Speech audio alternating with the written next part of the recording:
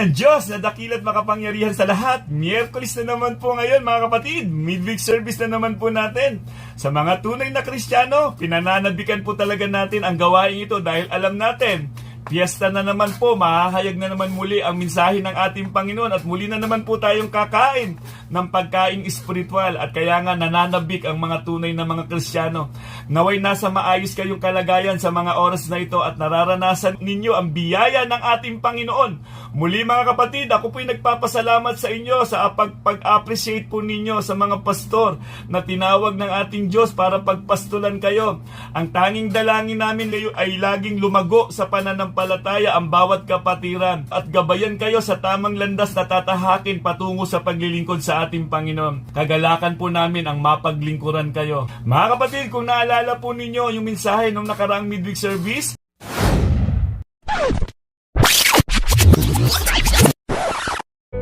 paano mamuhay tulad ng matatalino? Mamuhay tayo ng matalino. Ano ba yung matalino? Yung hindi nakikiayon sa takbo ng sanlibutan. Samantalahin natin na manindigan sa katotohanan. Piliin natin lagi ang matalinong pamamaraan. Piliin natin yung pamamaraan ng Diyos. Yan ang ibig sabihin ni Apostol Pablo. Huwag nating sayangin yung buhay na meron tayo sa mundong ating kinalalagyan. Mga kapatid, hindi po excuse na tayo po'y walang nalalaman. Hindi po magiging dahilan pagdating ng paghuhukom na hindi natin narinig ang panawagan o ang daan ng kaligtasan. Kaya nga nandyan ang Ten Commandments para makita natin kung ano ang tama at kung ano ang mali at kung ano ang kinalulugdan ng Diyos. Hindi ho maitatago ang may karunungan ng ating Diyos. Paano nga ba tayo makalalakad ng matuwid at matalino sa mundong puno ng kasamaan? Unang-una po, sikapin natin ang pagpasok sa makipot na daan. Dahil sa mundong ating kinalalagyan, ang mga tao ayaw nilang nahihirapan. Dahil maraming mga tao ngayon, ang gusto nila, sikat sila, nakatataas sila, nakaaangat sila. Ngunit ang daang iyan, patungo yan sa kapahamakan. Pagdating sa mga Bible study, kokonti lamang po ang tumutugon. Pagdating sa pagsamba, kokonti lamang po ang sumasamba. Yan ang panahon na ating kinalalagyan. Kaya nga kung may talino ka na nagmumula sa Diyos, hindi ka makikiayon sa takbo ng sanlibutan dahil alam mo mapapahamak ka. May banal na espiritu ng Diyos na patuloy na kumikilos sa atin. Pangalawa po mga kapatid, sikapin natin ang pagsunod sa liwanag na daraanan. Alam na natin ang liwanag na tinutukoy dito. Ang ating Panginoong Jesucristo at ang salita ng Diyos na nahahayag sa panahon na ating kinalalagyan. Huwag na po tayong babalik pa sa kadiliman. Kaya nga ang salita ng Diyos lagi pong nagpapatuloy sa atin na paalalahanan tayo, palakasin tayo sa ating pananampalataya. Hindi magkukulang ang salita ng Diyos para gabayan tayo sa ating pamumuhay. Matalino ka kung marami kang alam na salita ng Diyos at ina-apply mo ito sa araw-araw ng buhay mo kapatid. Pangatlo mga kapatid, sikapin natin ang pag-iwas sa posibleng mga panganib. Sa ating kasing mga Kristiyano, alam na po natin kung ano yung panganib. Kung sakali man ikaw binata o dalaga, alam mo ang sinasabi ng salita ng Panginoon na huwag kayo makikipamatok sa hindi ninyo kapananampalataya. Kaya huwag na nating ihakbang ang ating paa na alam mo nang mapapahamak ka. Magandang sumunod tayo kung ano ang sinasabi ng salita ng Diyos. Ipanalangin, huwag pa iiralin agad ang puso. Kapag tumibok agad ang puso, hindi agad susundin yan. Kailangan yan ipanalangin. Kailangan yan ilapit sa Panginoon para sa mga kabataan, hindi po mapahamak bago maging huli ang lahat. Pang-apat po mga kapatid, sikapin natin ang paglakad kasama ang Panginoon. Hallelujah! Sa anumang lakad at desisyon ng buhay natin, lagi nating isipin, lagi nating ipasakop sa Diyos ang lahat ng ating gagawin. Tiyakin mo na lagi mong kasama ang Diyos sa buhay mo. Tiyakin mo na ang bawat pagpili mo ay nalulugod ang Diyos. Panglima po mga kapatid, sikapin natin ang pag-isipang mabuti ang kahihinatnan ng ating paglakad. May mga desisyon tayong ginagawa sa buhay natin.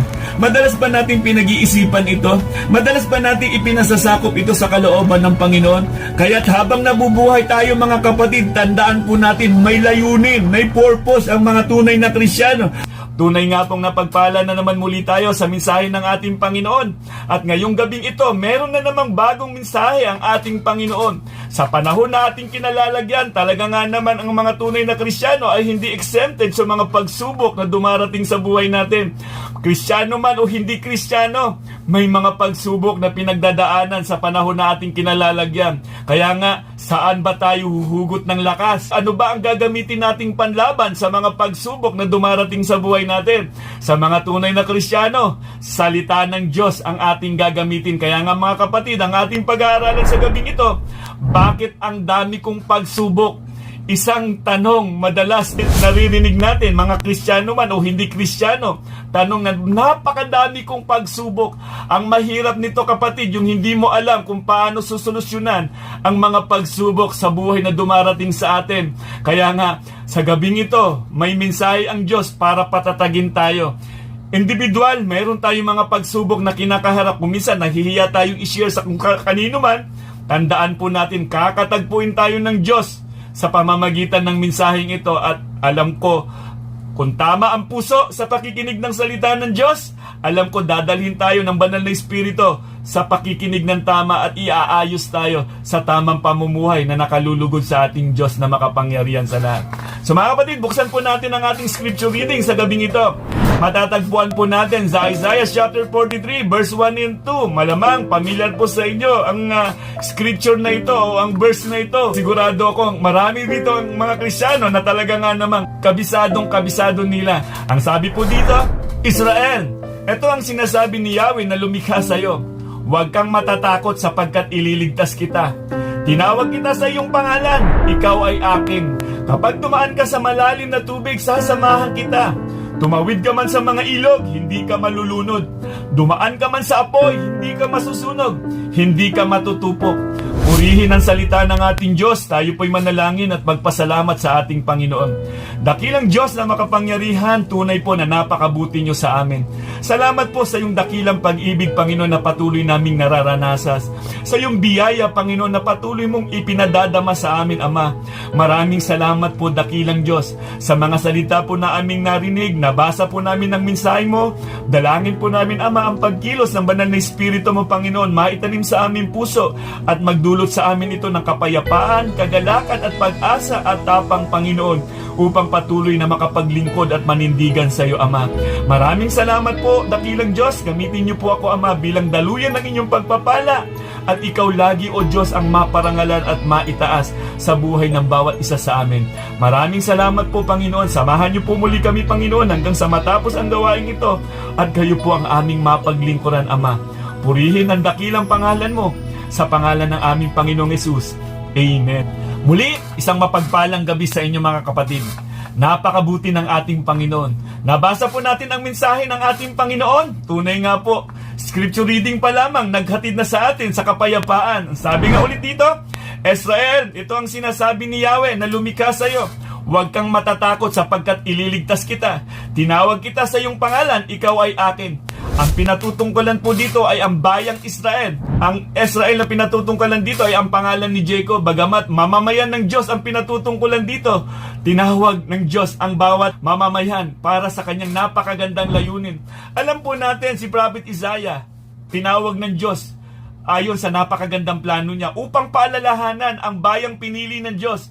Dahil alam natin ang kalagayan nito, hindi maganda ang kalagayan nila dahil talaga nga namang naalipin sila ng mahabang panahon at talaga nga namang nararanasan nila na para bang wala ng Diyos. Sa panahon po ba natin, ganun din madalas ang ating tinatanong sa panahon ng mga pagsubok na pinagdadaanan natin, totoo nga bang may Diyos? Madalas ito rin po ang katanungan. Marami ng bagamat Kristiyano na minsan, nagtatanong pa rin tayo ng ganito. Maaaring dumating ang katanungan sa ganitong kalagayan nila dahil nga napakahirap ng kalagayan nila. Kaya nga tumawag ang Diyos sa pamamagitan ni Prophet Isaiah para ipaalala muli kung sino yung Diyos na nagligtas sa kanila mula sa pagkaalipin sa Egypt papunta sa Promised Land, para muli ipaalala sa kanila kung sino ba yung Diyos na kanilang sinasamba noon. Kaya nga sabi dito sa verse 2, kapag dumaan ka sa malalim na tubig, sasamahan kita. Tumawid ka man sa mga ilog, hindi ka malulunod.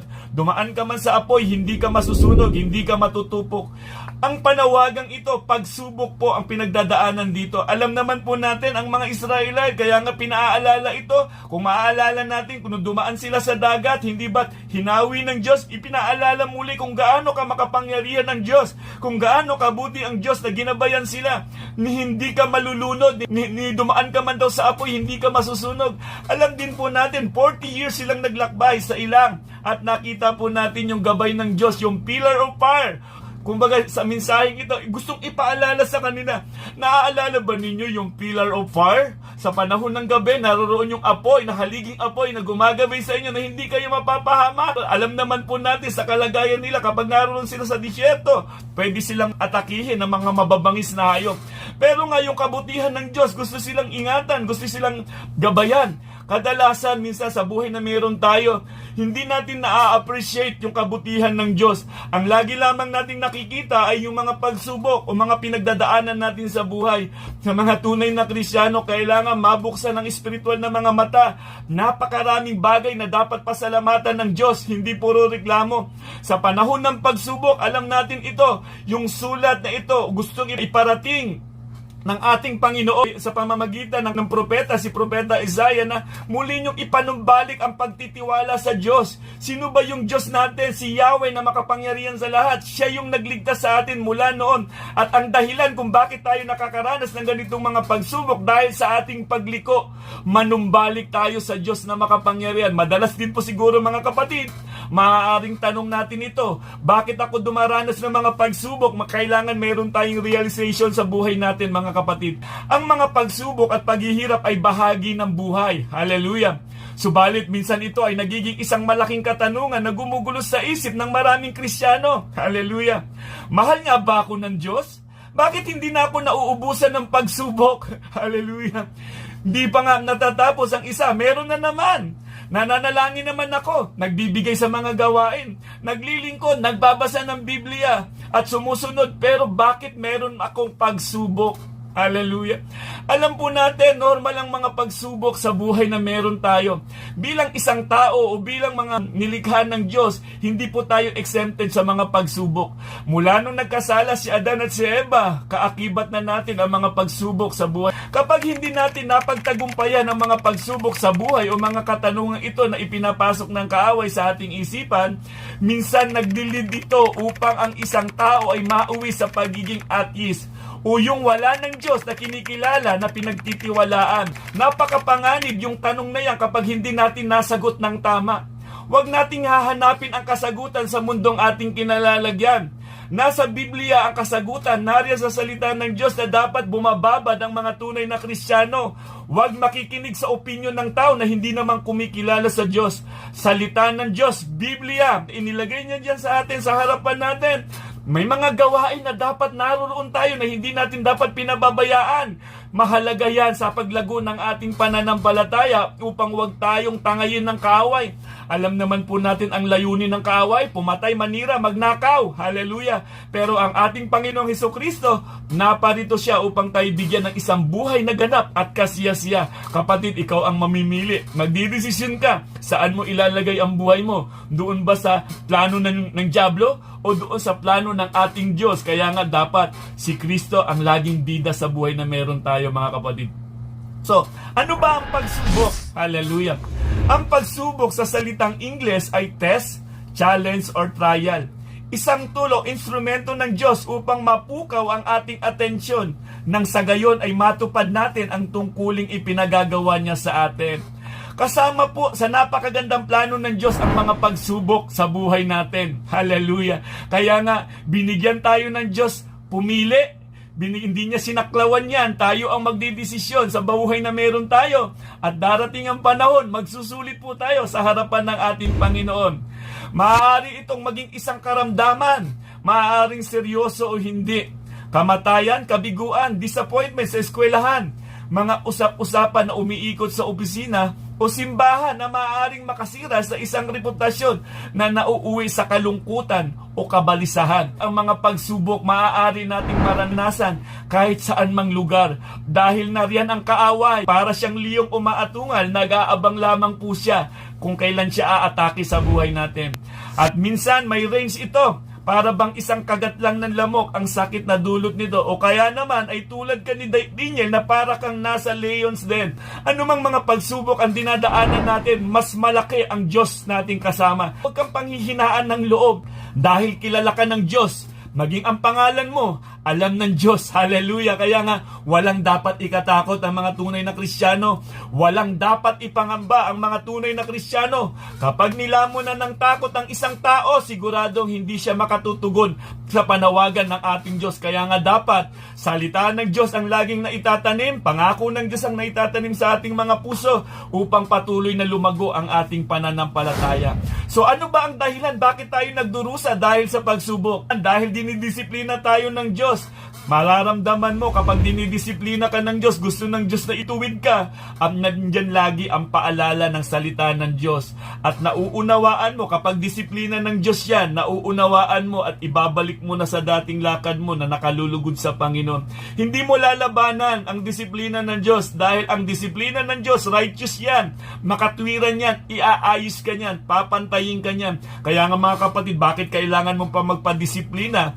Minsan yung pamamaraan ng Diyos masakit, marami pang minsang nadadamay. Kung maaalala natin yung pagsuway ni Jonas, alam naman po natin yung kwentong yan, muntik ng maraming madamay dahil sa hindi pagsunod sa Diyos. Kaya nga mga kapatid, kung Kristiyano ka, mas masarap sa presensya ng ating Diyos dahil sa nagawang kasalanan. Kung ano ang tinanim, ay siya nating aanihin. Kaya nga minsan minumulto tayo ng ating mga kasalanan. Minsan naman merong persecution dahil sa ating pananampalataya. Hindi po maiiwasan ang mga persecution. Hanggat narito tayo sa mundong punong-puno ng makasalanan, mararanasan po talaga natin ang persecution. Minsan nga kahit sa iglesia na meron tayo, makakaramdam tayo niyan, pero kung tama ang Diyos na pinaglilingkuran mo, sino sila para pahintuin ka sa paglilingkod sa ating Diyos? Kung tama ang puso mo sa Diyos, siguradong magpapatuloy ka. At alam natin kasama mo ang Diyos, basta't tiyakin lamang po natin mga kapatid, manindigan tayo sa katotohanan. Kailangan ang buhay na meron tayo, nakaangkla lagi sa salita ng Diyos. Dahil ang sino mang sumusunod sa kalooban ng Panginoon ay hindi matitinag. Hallelujah. Pero sa ating pagbabasa ng Biblia ay makikita natin na hindi lang tayo ang dumaan sa mga pagsubok. Nariyan si Haring David. Alam naman po natin si Haring David na kinalulugdan ng ating Diyos. Natukso, pumatay ng tao at ninais na pagtakpan ng mga ginawa niya. Pero ni minsan ay di niya tinanong kung mahal nga ba siya ng Diyos. Hallelujah. Yan si Haring David. Hindi si Haring David mahilig manisi, no? Minsan kasi sa mga tao kapag naroon na sa matinding mga pagsubok, ang dami ng mga sinisisi, ang dami ng mga reklamo. Pero si Haring David, ibahin po natin dahil alam niya kapag siya'y nagkakamali at nagpadala na ng Diyos ng propeta para iayos siya, wala na siyang sinisisi kung sino man. Ang ganda ng puso ng ganitong klase. Alam niya kung kanino siya lalapit, hihingi siya ng tawad at gusto niya muli siyang saliksikin ng Diyos at hinihiling niya lagi na bigyan siya ng pusong dalisay, pusong malinis na laging gustong maglingkod sa Diyos. Yan ang katangian ni Haring David. Kaya nga, dahil kilala niya ang Diyos, alam niyang ang Diyos ay banal, makatwiran, makapangyarihan at alam niya kung ano ang ginagawa niya. Hindi binanggit sa Bible that God is holy. Sabi, God is holy, holy, holy. Napakabanal ng Diyos, kaya galit siya sa kasalanan. Alam po natin yan, napakabanal ng Diyos. Ang Diyos talaga nga naman napakabanal, napakalawak ng kanyang biyaya, napakalawak ng kanyang pag-ibig. Ang nais ng Diyos na tayo po ay mamuhay ng may kabanalan. Kaya nga ibinigay niya sa atin ang banal na Espiritu ng Diyos para patuloy tayong mapabanal. Hallelujah! Working na po siya sa buhay natin. Mga kapatid, na sino mang nakipag-isa sa ating Panginoong Jesucristo, may banal na Espiritu ng Diyos at yan ang patuloy na kumikilos sa buhay po natin mga kapatid. Ang nais niya ay pagtiwalaan natin siya para sa ating kinabukasan at hindi lang natin mamahalin ng Diyos dahil maganda at maayos ang takbo ng ating buhay. Kahit may pagsubok, Diyos pa rin ang naluluwalhati. Hindi dahil wala tayong natanggap na mga mabubuting bagay o hindi umaayon ang lahat sa plano natin, ay hindi na siya karapat-dapat na purihin o mahalin natin. Hindi natin ganap na nauunawaan ang gospel kung ganoon hindi natin ganap na nauunawaan ang dakilang pag-ibig ng Diyos. Hallelujah! Kaya nga mahalaga na dapat binabasa ang gospel, ang salita ng Diyos sa buhay natin para maunawaan natin ang pagkilos ng Diyos sa buhay natin mga kapatid. Tandaan natin ito mga kapatid. The Lord gives and the Lord takes away. Blessed be the name of the Lord. Yan ang sabi ni Job. Hallelujah.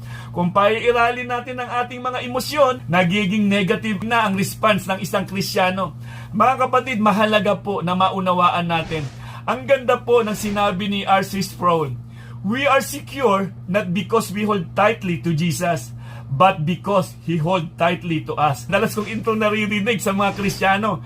Kapit lang sa Diyos, kapatid. Kapit lang kay Kristo. Wala namang masama doon, pero gusto kong sabihin sa inyo, dahil sa ating likas na makasalanan, makabibitaw tayo sa Diyos. Pero tandaan mo ito, hawak ka na ng Diyos, hindi ka niya iiwanan, hindi ka niya pababayaan. Dahil sa panahon ng pagsubok, hindi ka nag-iisa. Kasama mo ang Diyos na makapangyarihan sa lahat. Manindigan lamang sa katotohanan. Kahit may mga pagsubok, samba pa rin sa Diyos. Ano man mga sitwasyon ng buhay mo, kapatid, hanggat may hininga ka, may lakas ka, dahil alam mo, hawak-hawak ka ng Diyos. Huwag mong papansinin ang sabi ng kaaway na binitawan ka na ng Diyos, iniwan ka na ng Diyos, kapatid. Isang malaking kasinungalingan yan. Huwag nating i-entertain sa puso at isip natin. Kasama natin ang Diyos sa anumang lakad na meron tayo, kaya kaya nating sabihin, anumang bagyo, tumawid man tayo sa ilog, dumaan man tayo sa apoy, hindi tayo masusunog. Isang sikat na awitin yan, hindi ko matandaan yung author niyan, yun yung napakaganda na dapat nating maalala. So bakit pinahihintulot ng Diyos na dumaan tayo sa pagsubok? Unang punto po mga kapatid, para mapatatag tayo ng Diyos. Hallelujah. Mapatatag ang isang tunay na Kristiyano. To test our faith, kailangan subukin ang ating pananampalataya. Madalas na nating naririnig ito, bawat sermon. Ano ba ang layunin ng mga pagsubok? Hindi ba't mapatatag ang ating pananampalataya? Yan ang nais ng ating Diyos. Para yung kaaway sa tuwing aatake, hindi na tayo para bang mga bata pa na konting tapik lang ng kaaway, iiyak na kaagad tayo at maninisi na tayo ng iba. Kaya na natin i-handle. Ayan ang layunin ng mga pagsubok sa buhay natin mga kapatid. Dumaranas tayo ng pagsubok kasi ito yung nagiging training tool ng Diyos sa atin para ma-develop tayong mamuhay sa katwiran niya, mag-mature tayo at lumakad ayon sa disenyo niya. Yan ang layunin ng ating Panginoon. Meron pa palang mga natitirang kahinaan na dapat na palakasin sa atin dahil sa bawat pagsunod, nangangailangan ito ng sacrifice, courage, discipline, and faith that God is good at handa tayong suungin what comes our way. Hallelujah. Ano man ang mga pagdaanan natin, mga kapatid, tiyakin mo lamang na ang Diyos ang ating kasama. Kaya nga sabi dito sa Santiago chapter 1 verse 2 and 3, mga kapatid, magalak kayo kapag kayo dumaranas ng iba't ibang uri ng pagsubok. Hallelujah. Dapat ninyong malaman na napatatatag ang ating pananampalataya sa pamamagitan ng mga pagsubok. Hallelujah. Yun pala ang layunin ng mga pagsubok sa buhay natin. So mga kapatid, bakit ipinahihintulot ng Diyos na dumaan tayo sa pagsubok? Una, para mapatatag tayo. Hallelujah. Pangalawa po mga kapatid, para mahayag sa atin ang kapangyarihan ng Diyos, part of God's plan.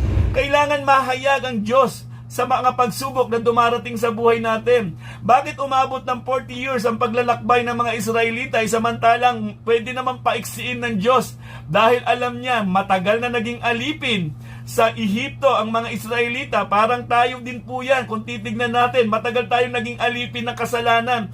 Kailangan proseso ng Diyos ang pagdaanan.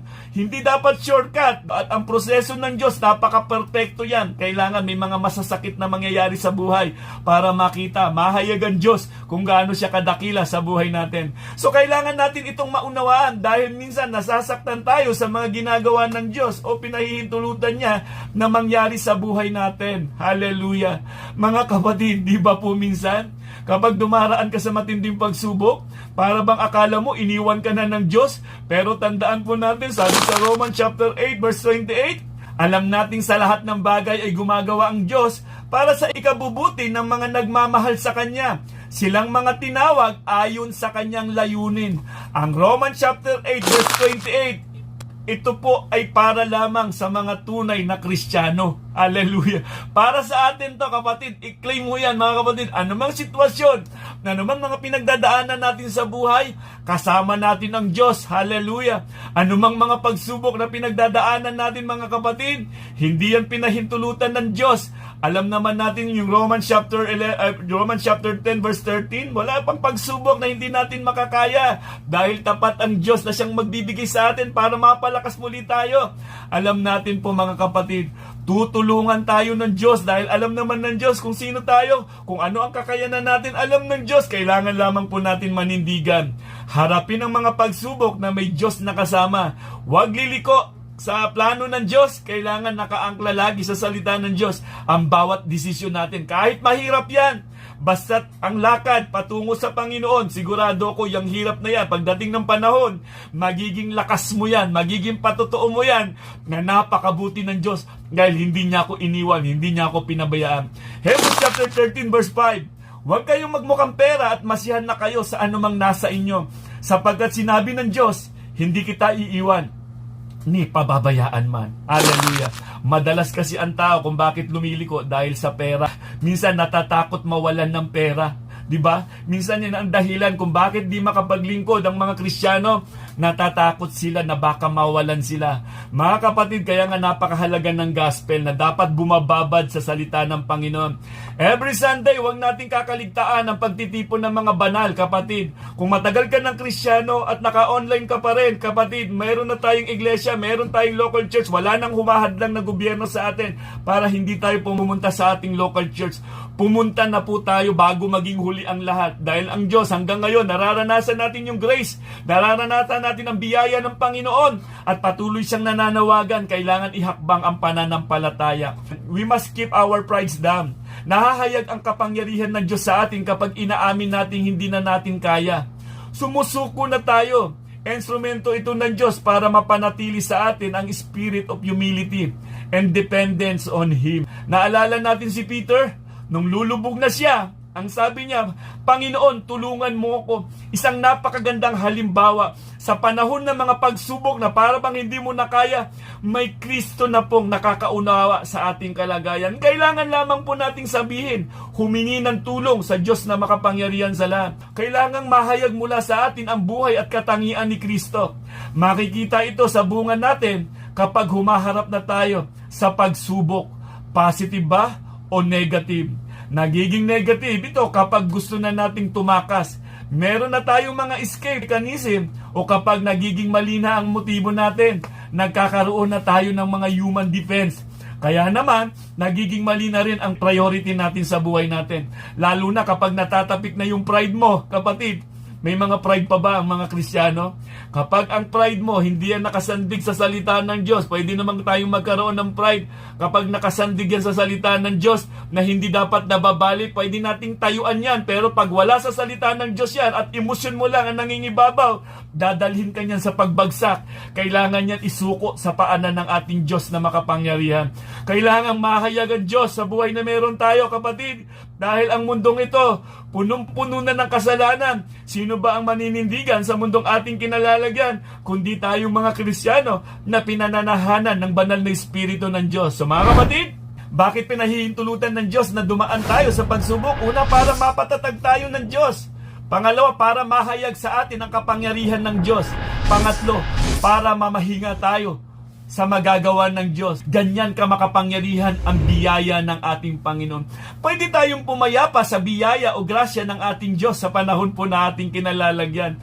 Napakapalad po natin mga kapatid. Dahil ngayon, nasa atin na, kompleto na po ang gospel. From Old Testament hanggang New Testament, nahayag na po sa atin. Ating scripture reading, Old Testament, panahon ni Prophet Isaiah. Pero ngayon po, kompletong-kompleto na, wala na talagang dahilan para hindi tayo magpatuloy o magpahinga sa piling ng ating Diyos. Nakakapagod po. Aaminin po natin yan sa mga Kristiyano na katulad ko, hindi natin kaya ang laban kung wala tayong Kristo sa buhay na meron tayo. Huwag aabusuhin ng grace ng Lord sa buhay natin. Kasi kung sasabihin mo, under na ako ng biyaya ng Panginoon, wala na akong gagawin. Teka lang, nagkakamali tayo kasi si Apostol Pablo ang nangaral ng biyaya ng Diyos. Pero alam natin kung ano ang kinahinatnan ni Apostol Pablo. Napakasigasig. Kung titingnan natin, isa siya sa napakagandang halimbawa na dapat tularan nating mga Kristiyano. Minsan ang mga patotoo natin at nagbibigay daan para magbukas ng ministry sa buhay ng ibang tao. Hallelujah! Mahalaga ang bawat testimony natin. sa buhay na meron tayo. Kasi kung puro na lang reklamo, pagtatampo o bitterness ang maridinig sa atin, paano makikita sa atin na at peace and at rest tayo sa presensya ng Diyos? Hallelujah. Parang napakahirap naman atang makita yan, na sinasabi mong Kristiyano ka pero daing ka ng dikdaing, reklamo ka ng reklamo. Paano mai-encourage ang mga hindi mananampalataya? Dapat laging positibo ang isip ng mga tunay na Kristiyano. Kapatid, kumusta po tayo? Paano po natin hinaharap ang mga pagsubok sa buhay na meron tayo? Kaya nga mga kapatid, tandaan po natin, pwede tayong pumanatag, pwede tayong magpahinga sa presensya ng ating Diyos. Kaya nga sabi dito, balikan po natin kanina, Isaiah chapter 43 verse 1 and 2, Israel, ito ang sinasabi ni Yahweh na lumikha sa iyo. Huwag kang matatakot sapagkat ililigtas kita. Tinawag kita sa iyong pangalan, ikaw ay akin. Hallelujah. Kapag dumaan ka sa malalim na tubig, sasamahan kita. Tumawid ka man sa mga ilog, hindi ka malulunod. Dumaan ka man sa apoy, hindi ka masusunog, hindi ka matutupok. Kapatid, kapag kasama mo ang Diyos na makapangyarihan sa lahat, pwede kang pumanatag. Anumang mga pagsubok na mga pinagdadaanan natin sa panahon na ating kinalalagyan, kahit parang napakainit na ng sitwasyon sa kalagayan mo na parang mapapakiramdam mo na masusunog ka na. Kapatid, ang sabi ng Panginoon, hindi ka masusunog, hindi ka matutubok. Kahit pakiramdam mo na parang malulunod ka na katulad ni Peter. Sabi dito sa Matthew chapter 14 verse 30-31, ngunit nang mapansin niya na malakas ang hangin, siya'y natakot at nagsimulang lumubog. Panginoon, sagipin ninyo ako, sigaw niya.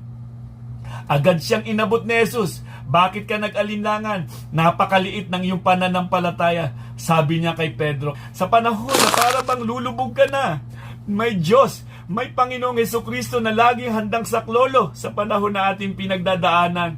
Siya yung Diyos na namatay para sa ating mga kasalanan. Siya yung tumubos sa ating mga kasalanan. Kaya ang kamatayan ni Kristo doon sa krus ng Kalbaryo, kapangyarihan sa ating mga tunay na Kristiyano, na sa panahon ng mga pagsubok, alam mo kung paano ka tutugon, alam mo kung paano ka aaksyon sa mga pagsubok na pinagdadaanan natin sa ating buhay. Alalahanin mo lamang kapatid, yung identity mo, kung sino ka. Kilala ka ng Diyos kung sino ka. Alam niya kung ano ang pangalan mo. Hallelujah. Kaya nga papanatag talaga ang mga tunay na Kristiyano dahil panandalian lang ang pagsubok. Pagkatapos nito, kailangang matutunan natin na mas matatag na ako kaysa dati. Kailangang may matutunan tayo mga kapatid. Mas nahayag na ang kapangyarihan ng Diyos sa buhay ko ngayon. At mas nakakapahinga na ako kung ibibigay ko sa Diyos ang bawat laban ng buhay. Dahil wala naman akong magagawa at mahihirapan lang ako kung di ko sa Kanya ipauubaya. Kung naalala po natin mga kapatid, ang ating REACH program, yung 3 test natin, can you explain it? Kaya mo bang ipaliwanag ang iyong kaligtasan? Can you prove it? Kaya mo bang manindigan sa iyong pananampalataya? And will you remain till the end? Matatag na ba ako ngayon? Nahahayag na ba ang kapangyarihan ng Diyos sa buhay ko ngayon? Nakakapagpahinga na ba ako? Hallelujah. Kaya po nating manatili hanggang wakas kung nakakapagpahinga na tayo sa presensya ng ating Diyos. Kapatid, tandaan po natin ito. Hindi po natin kaya ang laban kung wala tayong Kristong kasama sa buhay natin. Hindi mo kaya sa pamamagitan ng lakas mo. Hindi po natin kakayanin yan kapatid. Kailangan si Kristo ng bawat isa. Kailangan si Jesus ng bawat isa dahil siya lamang po ang nagtagumpay doon sa krus ng Kalbaryo. At tayo po ang nagbinipisyo sa ginawa ni Kristo doon sa krus ng Kalbaryo. Kailangan yan ang daladala mo. Hindi yung ginawa mo. Hindi yung sipag mo. Hindi kung ano man ang ginawa mo sa mundong ito. Yung ginawa ni Kristo doon sa krus ng Kalbaryo, dapat yan ang ipinahayag natin sa buhay natin. Kaya nga mga kapatid, napakahalagang paalala sa atin mga kapatid. Isaiah chapter 41 verse 10 to 11, ako'y sa iyo, huwag kang matakot. Ako ang iyong Diyos, hindi ka dapat mangamba. Palalakasin kita at tutulungan, iingatan at ililigtas. Hallelujah.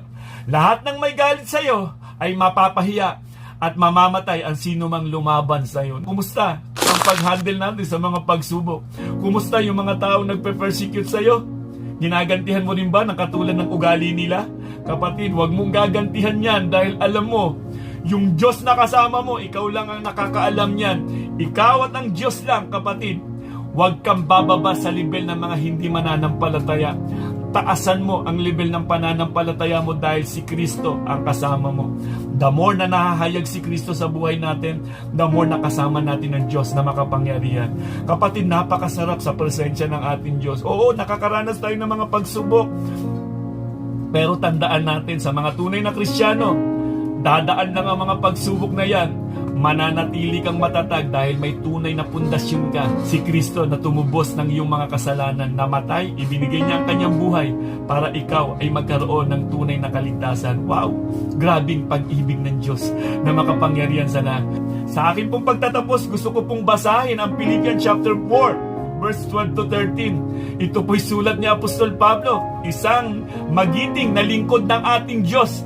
Pero ito yung gusto niyang makita natin dahil hindi po exempted si Apostol Pablo sa mga pagsubok sa mundong ating kinalalagyan. Sabi niya dito, verse 12, naranasan ko na ang maghikahos, naranasan ko na rin ang managana.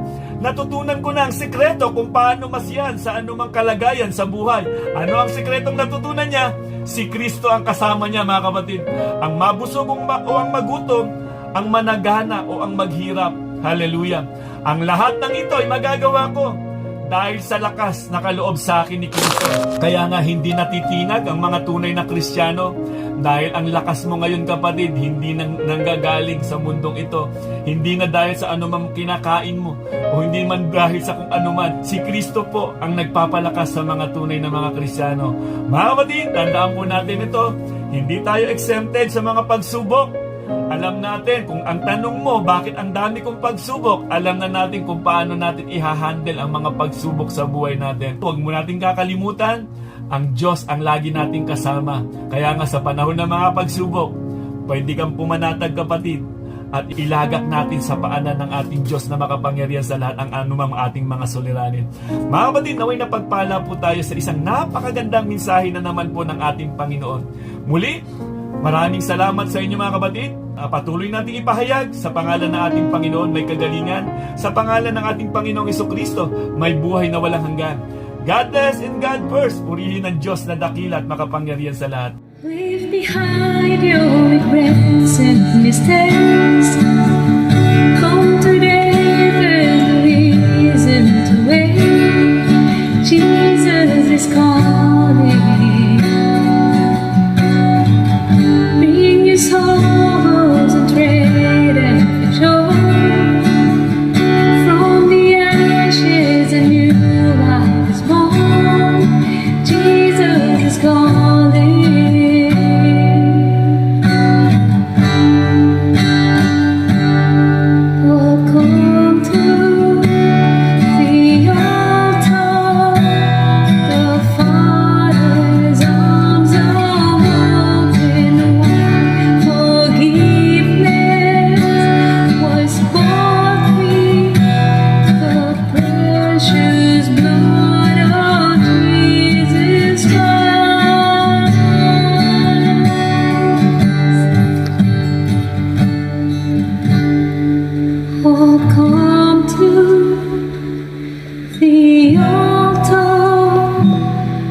The Father's arms are open wide. Forgiveness was bought with the precious blood of Jesus.